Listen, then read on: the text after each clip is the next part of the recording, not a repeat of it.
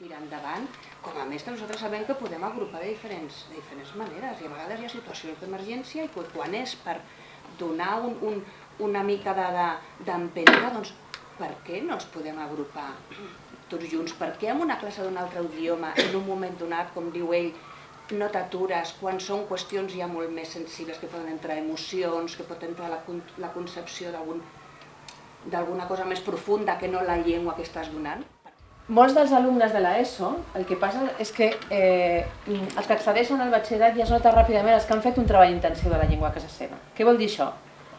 Que bé que s'han buscat la vida per anar a centres o a escoles on fan més hores de català, que algú els ha explicat que veure la televisió en català, TV3, també els ajuda a això, que algú els ha posat en contacte amb tot un seguit de recursos que jo penso que els han ajudat a anar ampliant el seu coneixement de la llengua perquè, vulguem o no, és l'instrument que necessiten per accedir al coneixement. La llei d'acollida diu clarament que en els primers moments s'haurà de garantir amb la llengua d'origen de les persones nouvingudes la comunicació. Per què? Perquè el que volem és que siguin el més autònoms possibles en el mínim temps possible. No és una qüestió d'opció, és una qüestió de drets i ens hem de posar una mica aquest xip, perquè si no, no ens en sortirem. A l'aula d'acollida, la primera funció que hem de fer, tant els assessors LIC com els tutors, és acollir. Entiende el éxito como que es una persona que pasa por todo el sistema educativo y que llega a ingeniería, llega a no sé qué tal cual y se integra en la sociedad, ¿no? Me chirría porque entonces, si esto entendemos como éxito, ¿por qué? O sea, sería un caso de no éxito a una persona que se forma aquí y luego se decide voluntariamente, por ejemplo, volver a China a trabajar y a vivir. Eso no puede ser que todavía estemos hablando de integración. O sea, hablar de integración es como realmente pensar que esto es solo el éxito, ¿no? Y luego me pregunto, ¿de qué manera desde la escuela se está pidiendo esta participación de las familias? ¿Solo para eventos culturales? ¿Qué está pasando? ¿Estamos culturalizando otra vez las familias? ¿Las estamos racializando? ¿No? Yo espero que los colegios puedan hacer más fuerte, enseñar a los niños que, ¿cómo se dice? No sería el racismo y todo, solo por eso. Es que muchos niños llevan lengua mucho. Ahora porque en un colegio hay muchos países, los niños que pueden aprender más lenguas, pero sería para pelota, mal educado. En concret es va crear dins de la biblioteca un espai de llengua i cultura xinesa, que no és un espai pels xinesos, perquè la biblioteca és de tots i per tots. Per tant, és un espai per tothom que s'interessi per aquesta cultura. Hi ha llibres en totes les llengües, tant perquè els nens xinesos millorin el coneixement de la seva pròpia llengua, com perquè els puguem aprendre aquesta llengua, o la història d'aquest país, o la situació social econòmica, etc. Allà està tot en un espai així. De pas dit, n'hem creat un altre de cultures africanes, per visualitzar aquestes comunitats. Que no vol dir, si són mòbils, aquests espais ja els tenim creats i desapareixerem, que creguem que no cal tenir-los. Una altra de les coses que sempre ha funcionat molt bé és l'equip de Mineviador, gràcies a Jaume, que t'ho agraeixo ara públicament, que crec que d'alguna manera les entrevistes amb famílies xineses és la millor manera d'arribar a elles i després fem una cosa molt interessant que és la tutoria individualitzada amb nens xinesos. O sigui, nens xinesos que tenen una angoixa brutal i no poden expressar-se perquè no tenen habilitats lingüístiques. I aquí, Jaume, moltes vegades ens obre la llum de què és la situació que viu cada nen i què s'hi passen, perquè ells s'obren però tenen dificultats molt grans. Nosaltres només tenim 2 alumnes xinesos en aquest moment a l'institut. És a dir, la nostra idea no és oferir el xinès com a segona llengua estrangera a nens xinesos. Si hi ha nens xinesos i volen, evidentment, són alumnes de l'institut, oi?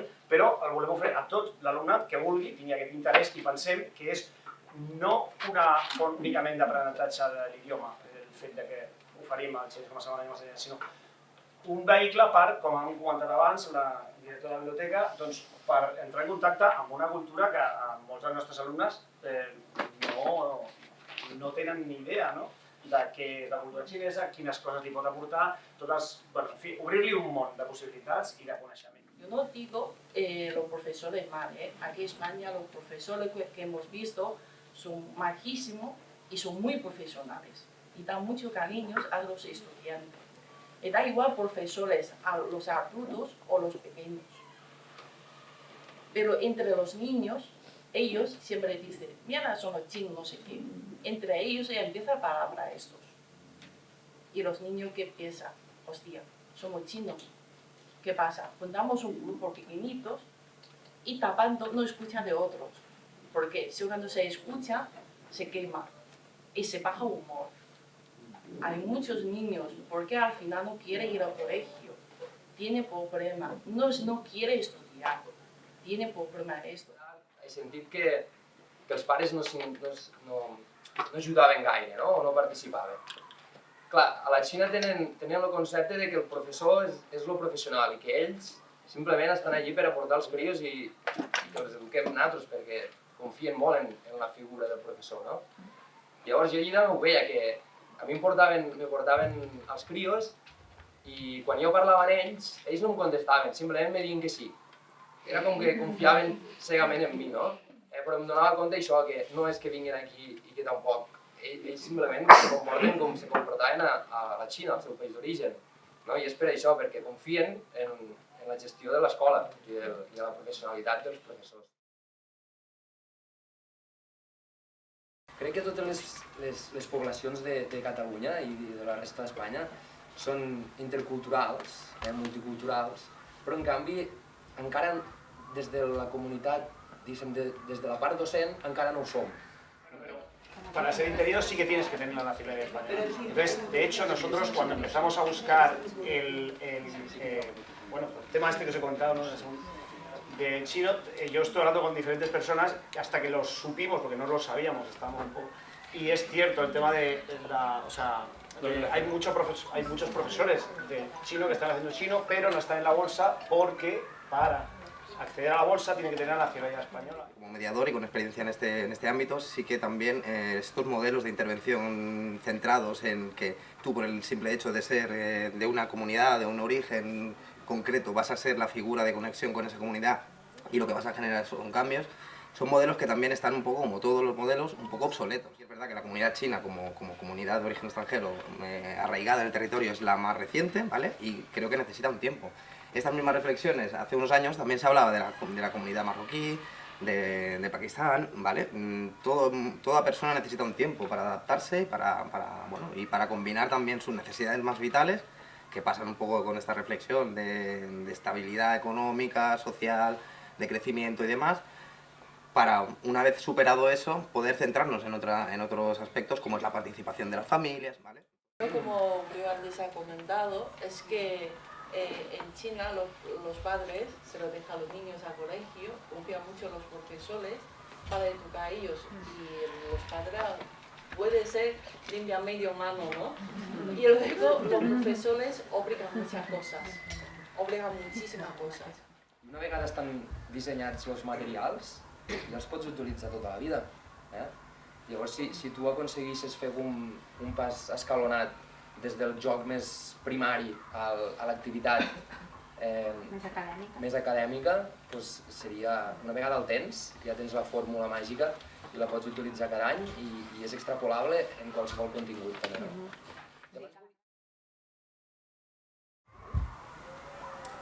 Importantísimo la generación de confianza y la generación del vínculo. Adaptar los perfiles profesionales o quizás figuras nuevas.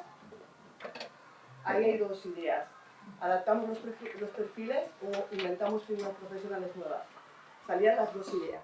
Adaptar los contenidos, los materiales o utilizar recursos como el juego, los vídeos, las películas, las imágenes como lenguaje universal. La imaginación y la creatividad en nuestros perfiles profesionales también. Muchísima atención a las emociones y a los sentimientos también. Me gustó mucho una frase que dijo la compañera Eleli, el currículum, porque después de todo esto el currículum vendrá cuando el alumno se siente acogido, la acogida, muy importante. Y luego me hizo mucha gracia, y lo voy a decir aquí, que dijiste que en la universidad aprendiste poco y simplemente dijiste que aprendiste a compartir y tener en cuenta la opinión de los demás. Poca cosa. Le pusimos el primer seminario porque la idea y la ilusión será que haya más. ¿Vale? Yo nada más agradezco la presencia de todos y de todas. Ha sido súper interesante. Gracias.